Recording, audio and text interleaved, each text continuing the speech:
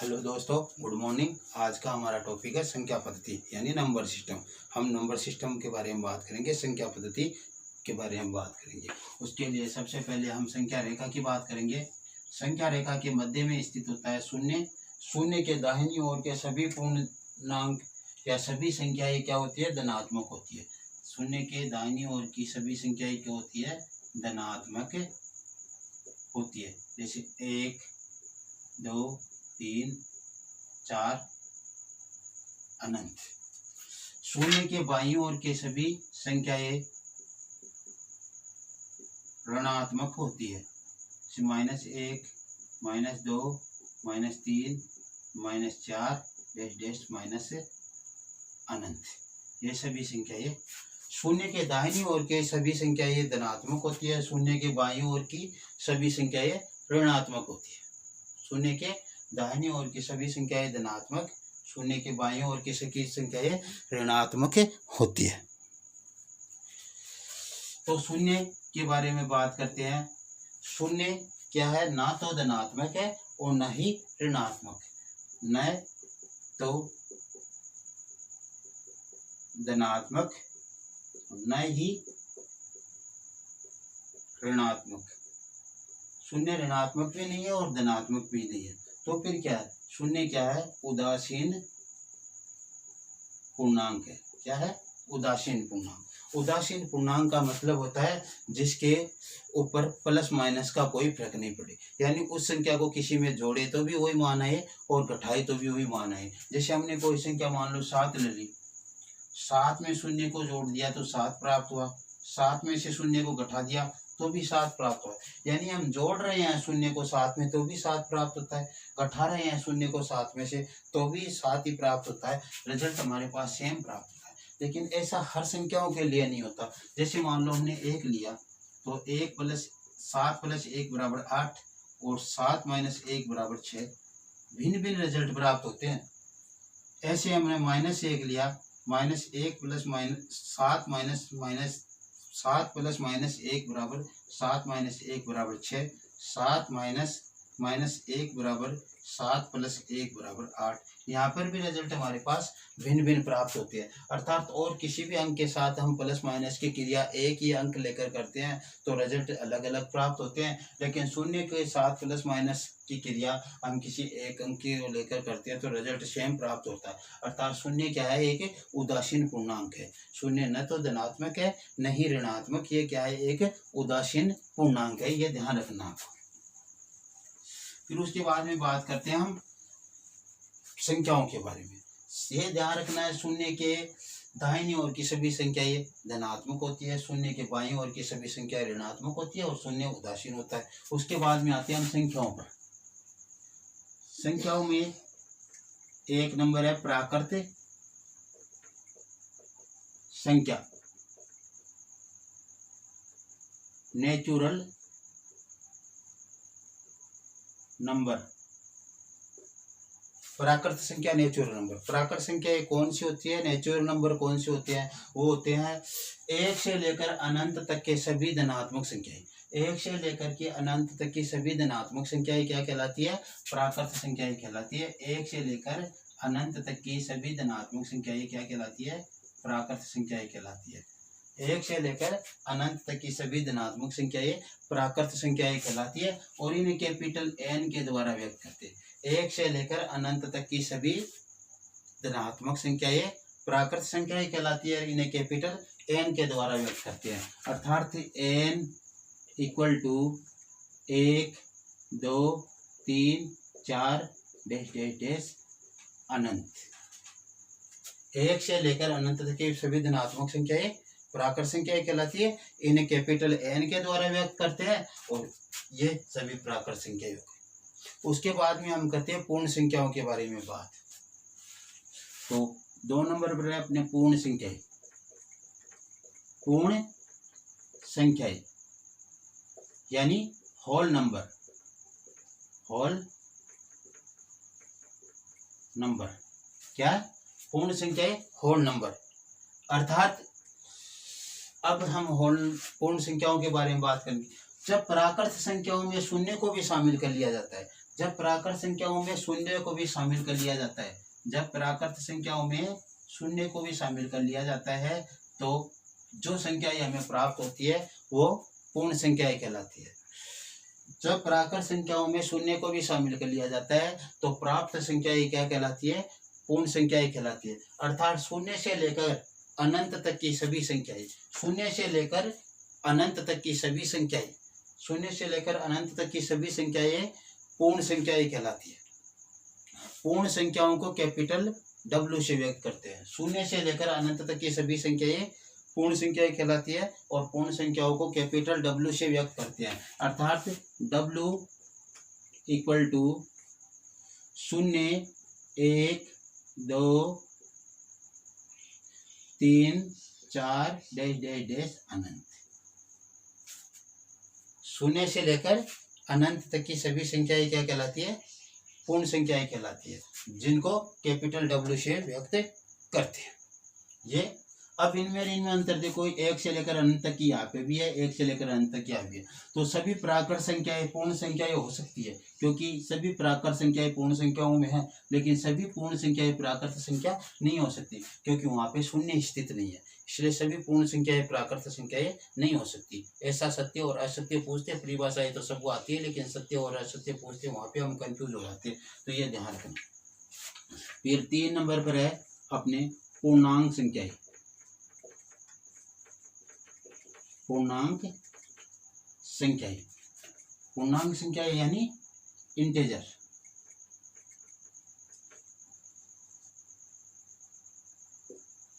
Integer यानी तो पूर्णांक।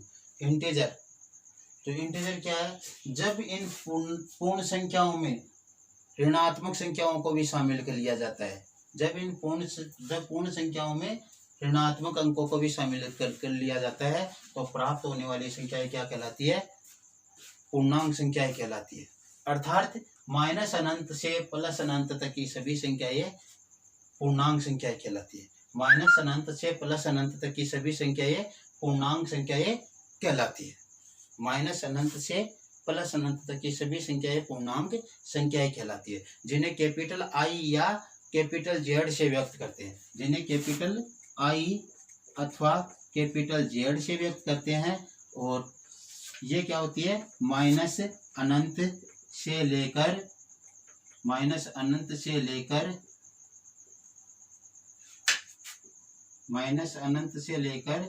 प्लस अनंत तक की सभी संख्याएं होती है।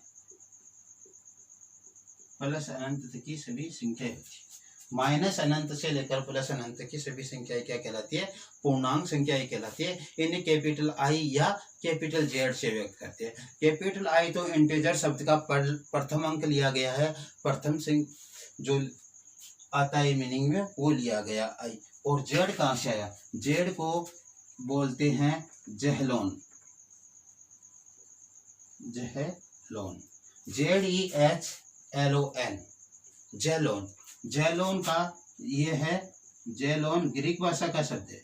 ज़ेहलोन ग्रीक भाषा का शब्द है और ग्रीक भाषा का शब्द है, इसको इंग्लिश में बोलते हैं टू काउंट। इंग्लिश में क्या बोलते हैं? To count. और इसे हिंदी में बोल देते हैं गणना करना।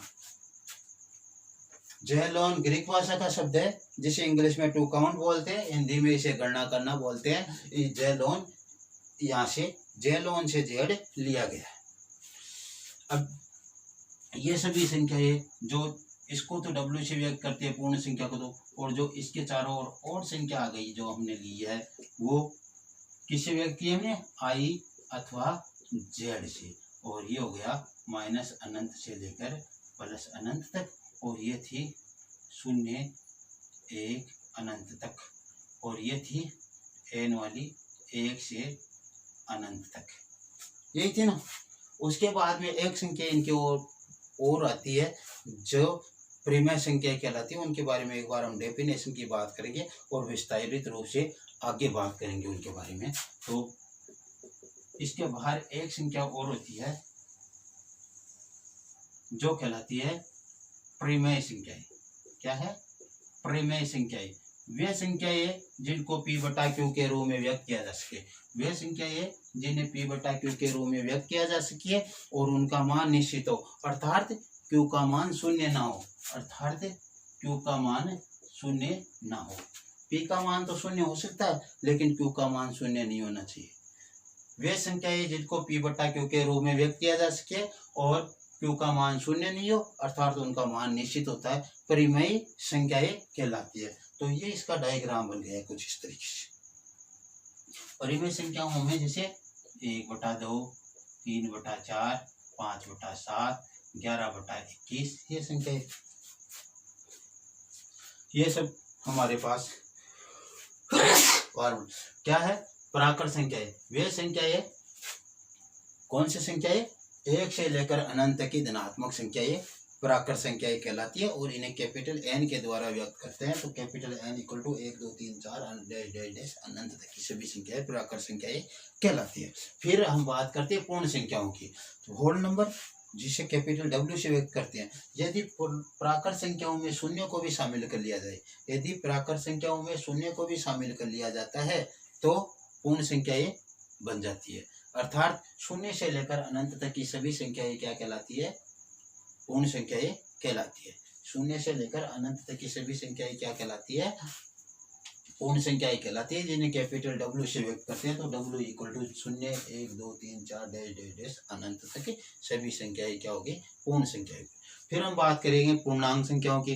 तो पूर्णांक संख्याएं क्या है, जब इन पूर्ण संख्याओं में ये ऋणात्मक अंक भी शामिल कर लिए जाते हैं, ऋणात्मक संख्याओं को भी शामिल कर लिया जाता है, तो प्राप्त होने वाली संख्याएं क्या कहलाती है, पूर्णांक संख्याएं कहलाती है। अर्थात माइनस अनंत से प्लस अनंत तक की सभी संख्याएं क्या कहलाती है, पूर्णांक संख्याएं कहलाती है। माइनस अनंत से प्लस अनंत तक की संख्याएं क्या कहलाती है, पूर्णांक संख्याएं कहलाती है। पूर्णांक संख्याओं को इंग्लिश में इंटीजर लिखते हैं, तो इनको कैपिटल आई या कैपिटल जेड के द्वारा व्यक्त करते हैं। और कैपिटल आई अथवा capital Z equal to minus अनंत से लेकर प्लस अनंत तक की सभी संख्याएं इसमें सम्मिलित हो गई। फिर हम बात करते हैं, आई तो इंटीजर से आ गया, लेकिन ये जेड है, जेड को बोलते हैं जेलोन, ZEHLON, ZEHLON, जेलोन। यह ग्रीक भाषा का शब्द है। किसका, ग्रीक भाषा का शब्द है, जिसको इंग्लिश में बोलते हैं टू काउंट, अर्थात गणना करना। अब इन सब के बाहर की जो संख्या है वो परिमेय संख्या है, जो परिमेय संख्याओं में सभी संख्याएं शामिल होती है। तो वे संख्याएं जिन्हें p बटा q के रूप में व्यक्त किया जा सके और q का मान शून्य नहीं हो, अर्थात उनका मान निश्चित होता है, अनंत नहीं होता, शून्य का भाग देते ही तो अनंत हो जाता है। तो वही संख्याएं जो p बटा q के रूप में व्यक्त की जा सके और q का मान शून्य ना हो, परिमेय संख्याएं कहलाती है। अब देखो थोड़ी सी बात करनी है, सभी प्राकृत संख्याएं पूर्ण संख्या होती है क्योंकि प्राकृत संख्या ये तो पूर्ण संख्याओं के मध्य स्थित है, इसलिए होगी। सभी प्राकृत संख्याएं पूर्णांक संख्याएं होती है, बिल्कुल होती है, क्योंकि प्राकृत संख्याएं तो ये है और पूर्णांक संख्याएं इसके बाहर की ये भी शामिल है इसमें, तो ये भी होती है। सभी प्राकृत संख्याएं परिमेय संख्या होती है, तो बिल्कुल होती है, क्योंकि परिमेय संख्या तो इसके बाहर ही स्थित है, तो ये भी होना है। तो सभी प्राकृत संख्याएं परिमेय संख्याएं भी होती है। अब दूसरे नंबर पूर्ण संख्याओं की बात करते हैं। सभी पूर्ण संख्याएं प्राकृत संख्याएं होती है क्या, नहीं होती। देखो ये प्राकृत संख्या तो ये है और पूर्ण संख्या ये है, इसमें जीरो भी शामिल कर लिया जाता तब जाकर पूर्ण संख्या बनती है। तो सभी प्राकृत संख्याएं पूर्ण संख्या नहीं होती है, क्योंकि प्राकृत संख्याएं तो पूर्ण संख्याओं के अंदर स्थित है, इसलिए सभी प्राकृत संख्याएं सभी पूर्ण संख्याएं प्राकृत संख्या नहीं होती है। सभी पूर्ण संख्याएं पूर्णांक संख्याएं होती है, बिल्कुल होती है। पूर्णांक संख्याएं तो ये इतनी है और पूर्ण संख्या इतनी है, तो पूर्णांक संख्याओं के अंदर ही पूर्ण संख्या स्थित है, इसलिए यह सत्य है। सभी पूर्ण संख्याएं परिमेय संख्याएं होती है, बिल्कुल होती है, परिमेय संख्याओं के अंदर स्थित है ये पूर्ण संख्याएं। अब लेते हैं पूर्णांक संख्याएं। सभी पूर्णांक संख्याएं प्राकृत संख्याएं होती है, नहीं होती, ये तो इतनी है और ये इतनी है, इसलिए नहीं होगी। खुद प्राकृत संख्या है उसके अंदर स्थित है, तो सभी पूर्णांक संख्याएं प्राकृत संख्याएं नहीं हो सकती। सभी प्राकृत संख्याएं पूर्ण संख्याएं है, नहीं है। क्यों, देखो ये पूर्ण संख्या तो ये और पूर्णांक संख्या इसके बाहर स्थित है। सभी पूर्णांक संख्याएं परिमेय संख्या है, बिल्कुल है, देखो परिमेय संख्या सबके बाहर स्थित है, तो ये सबकी इसके अंदर ही स्थित है परिमेय संख्याओं के, तो ये सत्य है, सभी पूर्णांक संख्या परिमेय संख्या होती है। फिर यह ध्यान रखना है, देखो प्राकृत संख्या ये तो सभी में स्थित होती है, पूर्ण, पूर्णांक और परिमेय में। परिमेय संख्या ये सभी में स्थित नहीं होती है। परिमेय संख्याओं में सभी संख्याएं स्थित होती है, पूर्ण भी होती है, पूर्णांक भी होती है और प्राकृत भी होती है परिमेय में, ये तो सत्य है। यदि परिमेय में पूछ रहा है उनको तो सत्य बताना है, लेकिन परिमेय को इनके अंदर पूछ रहा है तो वो असत्य होगा। यह हम 11, 12 या 13, 14 जो पॉइंट है जो अभी आगे कंसल्ट करने वाले हैं, क्या इनका फॉर्मूला है उसकी बात करते हैं। तो इसके बारे में बात करते हैं, सत्य या असत्य। सत्य या असत्य, सत्य अथवा असत्य बताना है कि कौन सा सही है कौन सा गलत है। 0, 1 धनात्मक पूर्णांक है। 0 एक धनात्मक पूर्णांक है, यह सत्य या असत्य बताना है। दूसरा है 0 न तो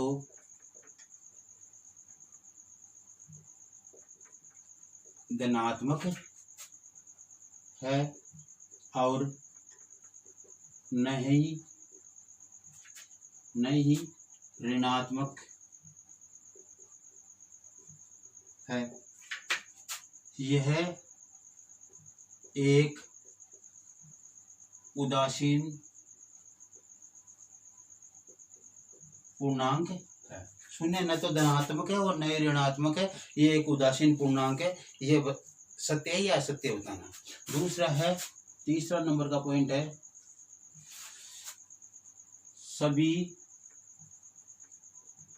प्राकृत संख्याएं पूर्ण संख्या होती है। सभी प्राकृत संख्याएं पूर्ण संख्या होती है। शॉर्ट में लिख रहा हूं क्योंकि इधर हमें डायग्राम बनाना है, उससे समझना है। फिर 4 नंबर है, सभी प्राकृत संख्याएं पूर्णांक संख्या होती है।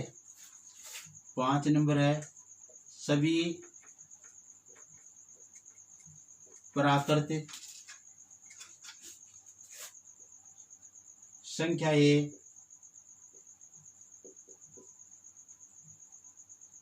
परिमेय संख्याएं, सभी प्राकृत संख्याएं परिमेय संख्या होती है। 6 नंबर है, सभी पूर्ण संख्याएं प्राकृत संख्या होती है। 7 नंबर है, सभी पूर्ण संख्याएं पूर्णांक संख्याएं होती है। 8 नंबर है, सभी पूर्ण संख्याएं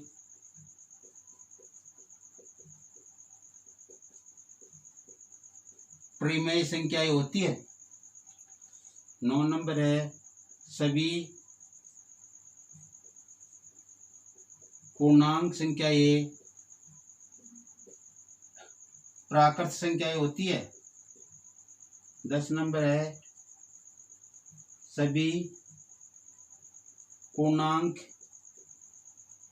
संख्याएं पूर्ण संख्याएं होती है। 11 नंबर है, सभी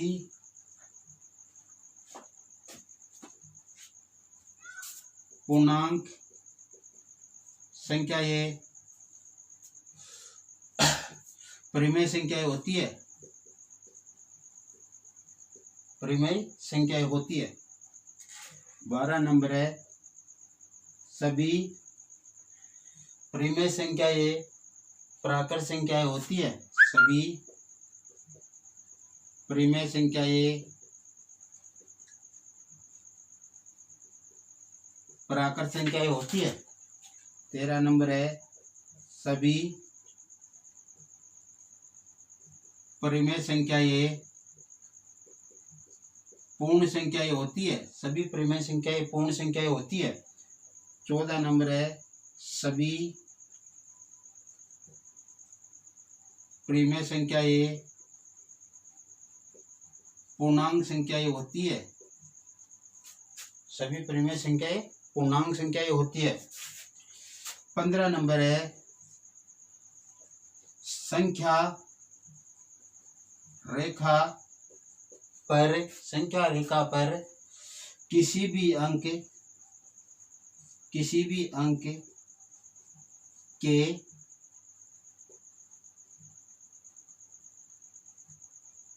दाहिनी ओर जाने पर मान बढ़ता है तथा बाईं ओर जाने पर मान घटता है। एक बार दोबारा से रिपीटेशन करो इनको। 1 नंबर शून्य एक धनात्मक पूर्णांक है। 2 नंबर शून्य न तो धनात्मक है और न ही ऋणात्मक है, ये एक उदासीन पूर्णांक है। 3 नंबर सभी प्राकृत संख्याएं पूर्ण संख्याएं होती है। 4 नंबर सभी प्राकृत संख्याएं पूर्णांक संख्याएं होती है। 5 नंबर सभी प्राकृत संख्याएं परिमेय संख्याएं होती है। 6 नंबर सभी पूर्ण संख्याएं प्राकृत संख्याएं होती है। 7 नंबर सभी पूर्ण संख्याएं पूर्णांक संख्याएं होती है। 8 नंबर सभी पूर्ण संख्याएं परिमेय संख्याएं होती है। 9 नंबर सभी पूर्णांक संख्याएं प्राकृत संख्याएं होती है। 10 नंबर सभी पूर्णांक संख्याएं पूर्ण संख्याएं होती है। 11 नंबर सभी पूर्णांक संख्याएं परिमेय संख्याएं होती है। 12 नंबर सभी परिमेय संख्याएं प्राकृत संख्याएं होती है। 13 नंबर सभी परिमेय संख्याएं पूर्ण संख्याएं होती है। 14 नंबर सभी परिमेय संख्याएं पूर्णांक संख्याएं होती है। 15 नंबर सभी संख्या रेखा पर किसी भी अंक, कोई भी अंक एक ले लो, उसके दाहिनी ओर जाने पर मान बढ़ता है तथा बाईं ओर जाने पर मान घटता है। ये सत्य है या असत्य ये बताना है। तो पहले तो हमें वही प्रोस्पेक्ट तैयार करना है। इसके लिए हमने एक ऐसा चित्र बनाया था। इसके लिए बीच में शून्य था, उसके इस साइड में धनात्मक संख्याएं थी, इस साइड में ऋणात्मक संख्याएं थी। इसको हमने उदासीन बताया था। और ये इतनी जो संख्याएं थी इनको हमने प्राकृत संख्याएं बताया था। इसमें शून्य को शामिल किया था, तो शून्य को शामिल करते ही हमने बताया था कि ये 4 नंबर पूर्ण संख्याएं थी शून्य से लेकर अनंत तक। और जब इनमें ये ऋणात्मक संख्याओं को भी शामिल कर लिया गया था तो ये हमारे को पूर्ण संख्याएं प्राप्त हुई थी। ये क्या थी? पूर्ण संख्याएं थी, जिन्हें हमने इसको आई या जेड से व्यक्त किया था, प्लस अनंत से माइनस अनंत से प्लस अनंत तक की संख्याओं को। फिर इसके बाहर और भी संख्याएं हमने बताई थी जो परिमेय संख्याएं थी, जिन्हें p बटा क्यू के रूप में व्यक्त करते हैं और q का मान कभी भी 0 नहीं होता है। ये हमने इनका एक फॉर्मूला बनाया था। तो देखो इसके अनुसार देखे क्या आता है।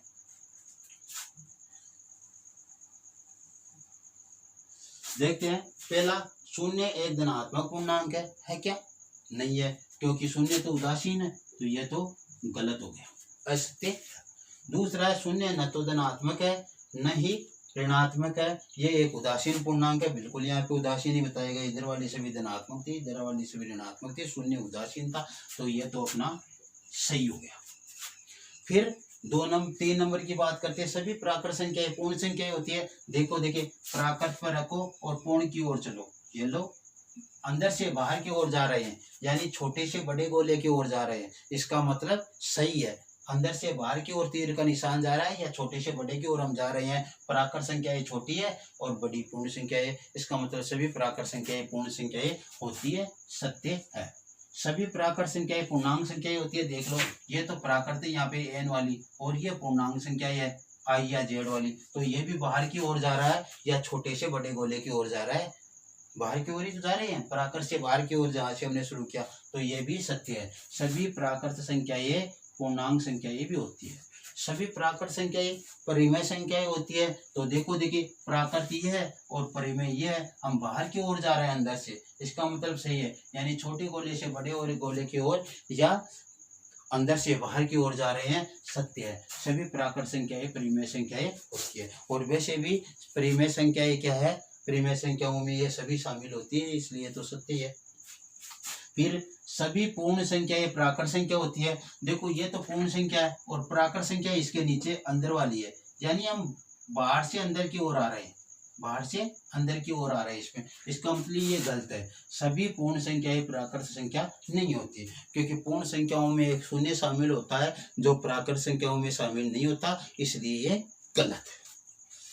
सभी पूर्ण संख्याएं पूर्णांक संख्याएं होती है। तो देखिए ये तो पूर्ण संख्या है, ये पूर्णांक संख्या है, अंदर से बाहर की ओर जा रहे हैं, छोटे गोले से बड़े गोले की ओर जा रहे हैं, इसका मतलब ये सत्य है, सभी पूर्ण संख्याएं पूर्णांक संख्याएं होती है।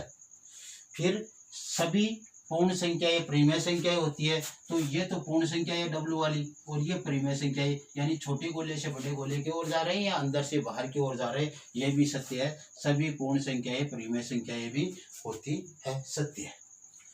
अब आगे है सभी पूर्णांक संख्याएं प्राकृत संख्याएं होती है। ये तो पूर्णांक संख्या है, ये प्राकृत संख्या है, बाहर से अंदर की ओर जा रहे हैं, गलत है। बड़े गोले से छोटे गोले की ओर जा रहे हैं, बड़ा गोला छोटे गोले के अंदर नहीं समा सकता, इसलिए गलत है। या बाहर से अंदर की ओर जा रहे हैं, इसलिए ये गलत है। तो सभी पूर्णांक संख्याएं प्राकृत संख्याएं नहीं हो सकती। सभी पूर्णांक संख्याएं पूर्ण संख्याएं, देखो ये पूर्णांक संख्याएं और पूर्ण संख्याएं, ये डब्लू वाली है, ये डब्लू वाली, ये तो पूर्ण संख्याएं। तो बाहर से अंदर की ओर जा रहे हैं, बड़े गोले से छोटे गोले की ओर जा रहे हैं, इसका मतलब ये गलत है। सभी पूर्णांक संख्याएं पूर्ण संख्याएं नहीं होती है। फिर आगे सभी पूर्णांक संख्याएं परिमेय संख्याएं होती है। देखिए सभी ये पूर्णांक है और ये परिमेय, यानी अंदर से बाहर की ओर जा रहे हैं, सत्य है। सभी पूर्णांक संख्याएं परिमेय संख्याएं होती है। सभी परिमेय संख्याएं प्राकृत संख्याएं होती है। देखिए ये तो परिमेय संख्या है और यहाँ से ये प्राकृत संख्या है, तो ये तो गलत है, नहीं है, बाहर से अंदर की ओर जा रहे हैं, गलत है। सभी परिमेय संख्याएं प्राकृत संख्याएं नहीं हो सकती। सभी परिमेय संख्याएं पूर्ण संख्याएं, तो ये परिमेय संख्या है और ये पूर्ण संख्या है, ये भी बाहर से अंदर की ओर जा रहे हैं, तो ये भी गलत है। सभी परिमेय संख्याएं पूर्ण संख्याएं भी नहीं हो सकती। सभी पूर्ण संख्याओं में थोड़ी आ सकती है, नहीं हो सकती। सभी परिमेय संख्याएं पूर्णांक संख्याएं, तो ये तो परिमेय संख्या और ये पूर्णांक संख्या आई या जेड वाली, तो ये भी बाहर से अंदर की ओर जा रहे हैं, तो ये भी गलत है। सभी परिमेय संख्याएं भी पूर्णांक संख्याएं नहीं हो सकती।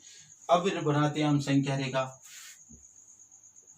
0 1 2 3 4 अनंत, -1 -2 -3 -4 अनंत। कोई भी एक अंक ले लेते हैं अपने इच्छा अनुसार। मान लो हमने 2 ले लिया, 2 से दाएं बढ़ जाएंगे तो 3 बड़ा है, 4 उससे बड़ा है, 5 उससे बड़ा, अनंत तो सबसे बड़ा है, इस तरीके से।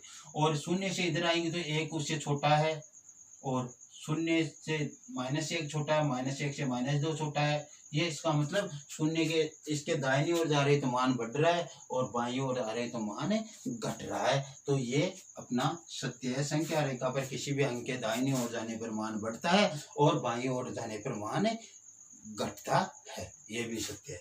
अब देखो आपको शॉर्टकट में ध्यान रखना है, प्राकृत संख्या सबके अंदर स्थित है। तो प्राकृत संख्याओं के बारे में हमें कभी भी पूछा जाए, प्राकृत संख्या पूर्ण संख्या होती है, होती है। प्राकृत संख्या पूर्ण संख्या होती है, होती है। प्राकृत संख्या पूर्णांक संख्या होती है, होती है। प्राकृत संख्या परिमेय संख्या होती है, होती है। फिर प्राकृत के बाद में ये इतनी थी प्राकृतिक, अब इसमें शून्य शामिल करती है, पूर्ण आ गई। तो पूर्ण संख्या प्राकृत संख्या होती है, नहीं होती, क्योंकि ये छोटी है। प्राकृत संख्या तो पूर्ण संख्या से, इसलिए पूर्ण संख्या प्राकृत संख्या नहीं हो सकती। फिर पूर्ण संख्या पूर्णांक संख्या होती है, होती है, बिल्कुल होती है, क्योंकि ये तो पूर्ण इतनी है और पूर्णांक इतनी है, इसलिए होती है। सभी पूर्ण संख्याएं परिमेय संख्या होती है, बिल्कुल होती है। तो पूर्ण संख्या तो इतनी है, परिमेय संख्या इतनी। फिर पूर्णांक के बारे में बात करते हैं। सभी पूर्णांक संख्याएं प्राकृत संख्या होती है, प्राकृत संख्या इतनी है, पूर्णांक संख्या इतनी, इसलिए नहीं हो सकती। सभी पूर्णांक संख्याएं पूर्ण संख्या हो सकती है, ये तो पूर्ण संख्या है और ये पूर्णांक संख्या है, अर्थात बाहर की ओर रही है, तो इसका मतलब ये गलत है। सभी पूर्णांक संख्याएं पूर्ण संख्याएं नहीं होती। सभी पूर्णांक संख्याएं परिमेय संख्या होती है, बिल्कुल होती है, क्योंकि परिमेय संख्या तो इसके बाहर की ओर है। फिर सभी परिमेय संख्याएं प्राकृत संख्या नहीं होती, क्योंकि प्राकृत संख्या इसके अंदर है परिमेय संख्याओं के। और सभी परिमेय संख्या पूर्ण संख्याएं भी नहीं होती, क्योंकि ये भी इसके अंदर स्थित है परिमेय के। सभी पूर्णांक परिमेय संख्या पूर्णांक संख्याएं भी नहीं होती, क्योंकि परिमेय संख्याओं के अंदर ही पूर्णांक संख्या स्थित है। ये अर्थात ऐसा लिख दिया जाए कि सभी पूर्ण प्राकृत संख्या पूर्ण संख्या होती है, पूर्णांक संख्या होती है, प्राकृत संख्याओं की बात कर रहा हूँ। सभी प्राकृत संख्याएं परिमेय संख्या होती है, क्योंकि ये सबसे छोटी है, ये तो सभी में है। लेकिन परिमेय सबसे बड़ी है, इसलिए परिमेय ऐसा पूछा जाए, परिमेय संख्या ये होती है, परिमेय संख्या पूर्ण संख्या होती है, परिमेय संख्या पूर्णांक संख्या होती है, परिमेय संख्या प्राकृत संख्या होती है, तो ये गलत है, ये सत्य नहीं है। परिमेय इस साइड में है तब तो सत्य है, परिमेय इस साइड में है, इस साइड की संख्याओं में पूछा जाता है, तो इसका मतलब वो गलत है, हमें ये ध्यान देना है। अब तो ये इतने थी, आपने कोई कंफ्यूज नहीं होगा शायद, कैसे जाकर पढ़ना और फिर पूछना, कोई दिक्कत है। फिर उसके बाद में एक दो बात हम और करते हैं, और फिर बाद में आज की क्लास यहाँ पे ही एंड करते हैं। हम बात करते हैं कि जैसे मान लो हमारे को पूछा जाए ये क्वेश्चन के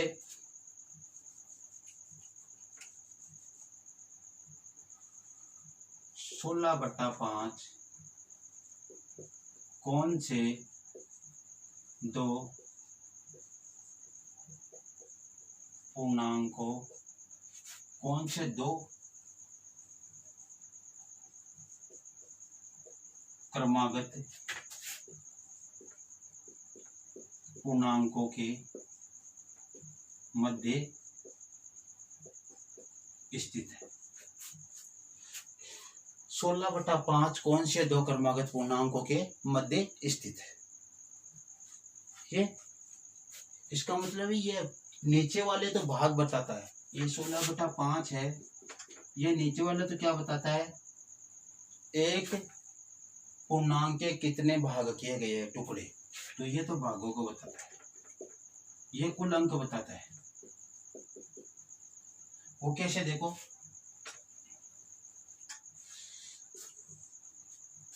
यहाँ पे मान लो हमने शून्य ले लिया, ये अपना 1 है, ये 2 है, ये 3 है, और ये अपना 4 है। अब ये जो नीचे 5 दिया 16/5, हर के 5 टुकड़े करे, तो पहला टुकड़ा, दूसरा टुकड़ा, तीसरा टुकड़ा, चौथा टुकड़ा, ठीक है। इसके भी दो, पहला, दूसरा, तीसरा, चौथा, 5। इसके भी 5, 1 2 3 4 5, 1 2 3 4 5, ऐसे हमने 5 टुकड़े इनके हमने कर लिए। अब देखो हम इसको अंकित कहाँ पे करते हैं। जैसे मान लो हमारे पास डेयरी मिल्क है, डेयरी मिल्क में हमने क्या किया, मान लो 6 चॉकलेट, इसमें हमारे पास मान लो 10 व्यक्ति है,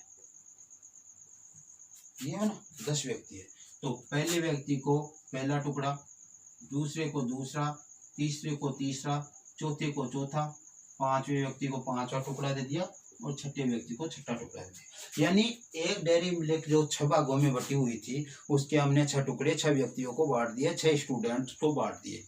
मान लो किसी स्टूडेंट्स का बर्थडे था और उसमें कुल 13 स्टूडेंट स्थित थे, एक वो खुद, उसके अलावा 13 उसके साथी, 12 उसके साथी, 13वां वो खुद हो गया। तो उसने ऐसा क्या किया, उसने इस प्रकार से 6 बांट दिए।